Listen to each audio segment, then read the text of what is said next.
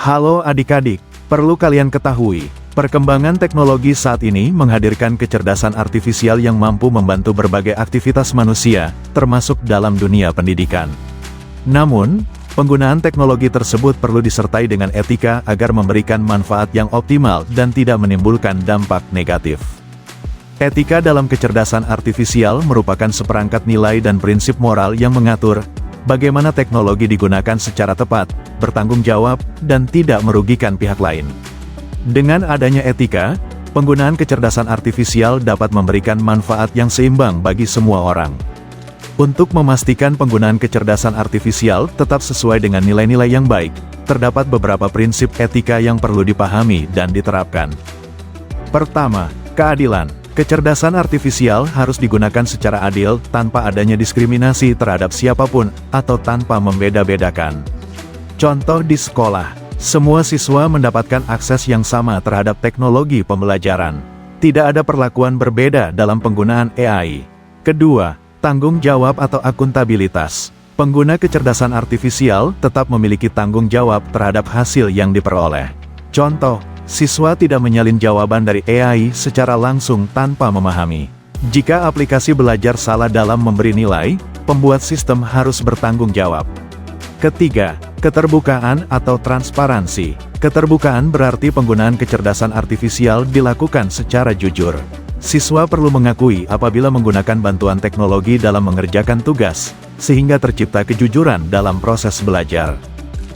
Keempat, privasi. Data pribadi harus dijaga dan tidak dibagikan secara sembarangan kepada sistem AI. Contoh, tidak memasukkan data pribadi seperti alamat, nomor telepon, atau kata sandi. Menggunakan AI secara aman. Kelima, keamanan. Kecerdasan artifisial harus digunakan untuk tujuan yang aman dan tidak membahayakan. Contoh, tidak menggunakan AI untuk menyebarkan informasi yang salah.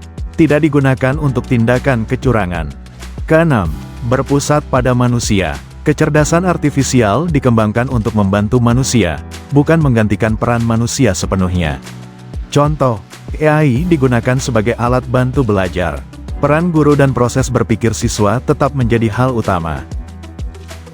Setelah memahami prinsip-prinsip dasar etika dalam kecerdasan artifisial, satu hal penting yang perlu kita sadari adalah, etika tidak berhenti pada teori saja.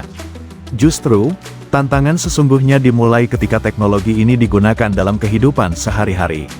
Lalu, bagaimana seharusnya kita bersikap bijak dalam memanfaatkan kecerdasan artifisial agar tetap membawa manfaat bagi semua? Pertama, inklusivitas dan isu SARA. AI tidak boleh digunakan untuk menyakiti orang lain, apalagi yang berhubungan dengan suku, agama, ras, atau latar belakang seseorang. Misalnya, kita tidak boleh membuat cerita atau komentar yang merendahkan kelompok tertentu. Karena setiap orang itu berbeda, dan perbedaan itu harus kita hargai. Dengan menggunakan AI secara baik, kita bisa belajar tentang keberagaman, saling menghormati, dan hidup rukun dengan siapa saja. Kedua, privasi dan keamanan. Sekarang pertanyaan penting, kalau ada yang minta data pribadi kita di internet, apakah boleh dikasih? Benar, tidak boleh. Data pribadi seperti nama lengkap, alamat rumah, nomor telepon, bahkan password adalah hal yang sangat penting dan tidak boleh dibagikan sembarangan. Walaupun AI terlihat aman, kita tetap harus berhati-hati. Gunakan AI untuk hal-hal yang positif, seperti belajar atau mencari informasi, tapi jangan sampai kita membagikan hal yang bisa membahayakan diri kita sendiri. Ketiga, ekonomi dan sumber daya manusia. AI bisa membantu pekerjaan jadi lebih cepat dan mudah. Tapi, kalau kita jadi malas belajar karena AI, itu baik nggak ya?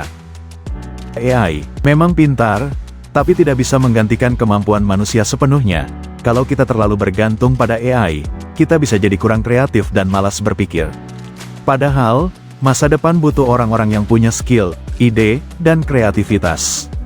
Jadi, gunakan AI sebagai alat bantu belajar, bukan sebagai pengganti usaha kita.